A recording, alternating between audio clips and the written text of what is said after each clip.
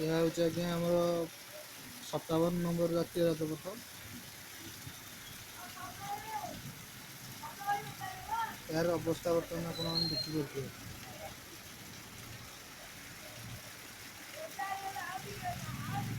ଏତେ ଜୋରେ ବର୍ଷା ହେଉଛି ପୁରା ରୋଡ଼ ଉପରେ ପାଣି ଚାଲିଛି।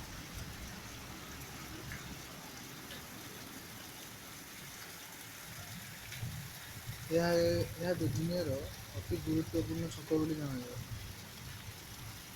କାରଣ ବର୍ଷା ହେଉଛି ଦେଖିବା